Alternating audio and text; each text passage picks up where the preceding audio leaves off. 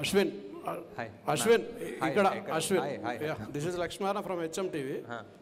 మీ గురించి cinema release అయిన తర్వాత మీ గురించి బయట ఒక టాక్ ఉన్నది, అంటే రాజమౌళికి మొగడు వచ్చాడని అంటున్నారు బయట జనాలంతా.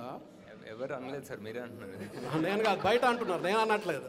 నేను బయట వాళ్ళ గురించి చెప్తున్నా, మీ టాక్ చూసిన వాళ్ళు. సో నా క్వశ్చన్ ఏంటంటే, మీరు మూడో సినిమా ఇది, మూడో సినిమాకు ఇంత పెద్ద హెవీ సబ్జెక్ట్ తీసుకోవడం అనేది ఒక రిస్క్. అది మీకు రిస్క్ అనిపించలేదు ఒకటి.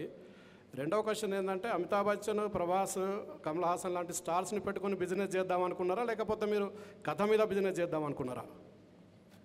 సార్ డెఫినెట్లీ ఫస్ట్ మా ప్రొడ్యూసర్ సార్ రిస్క్ తీసుకుంది.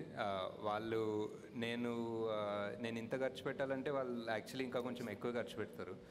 సో అండ్ ఆల్సో ఇంత పెద్ద actors at the prime of their career తీసుకోవడం అనేది ప్యూర్లీ క్యారెక్టర్కి జస్టిస్ చేద్దామని. At the end of the day స్టోరీలో వాల్యూ ఆర్ స్టోరీలో కనెక్ట్ లేకపోతే అది యాక్చువల్లీ అంత నెగిటివ్ అవుతుంది మాకు, బికాజ్ అవన్నీ ఓవర్ హెడ్స్ కదా. Sir Nagi, this is Prema. Yeah. I just have two questions, one after the other. I'll ask straight.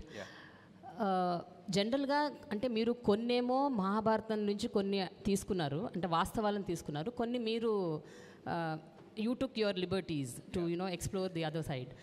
But జనరల్గా అయితే అందరికీ తెలిసిన విషయం, కలియుగం అంతమయ్యేది 4.5 లక్షల సంవత్సరాల తర్వాత. కలియుగం 4వ పాదంలో కలికి ఉద్భవిస్తాడని చెప్పారు, కానీ 6000 సంవత్సరాల తర్వాతే వచ్చాడని మీరు చెప్తున్నారు. సో అసలు కల్కి అనేవాడు ఇప్పుడు పార్ట్ 2లో అయినా 6000 సంవత్సరాల తర్వాతే వస్తాడా అన్నది నా question.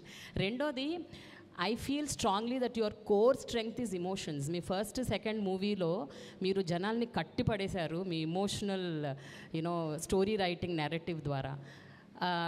What is your self assessment about the emotional part in your కల్కి?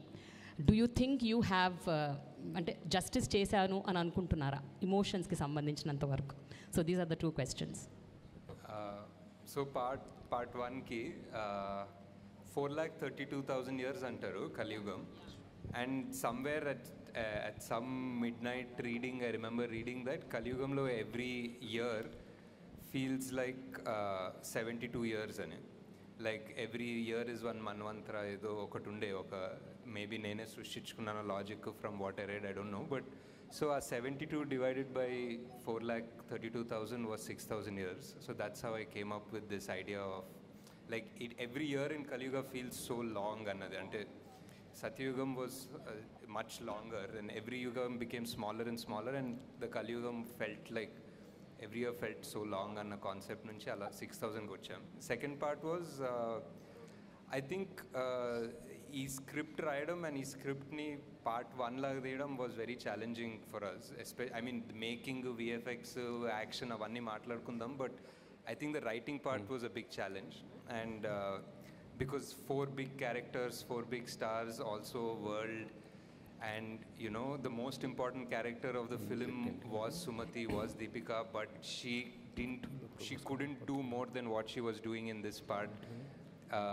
She came from a place where she had to be innocent, and somehow oka rakamaina damsel in distress ayipoyindi though.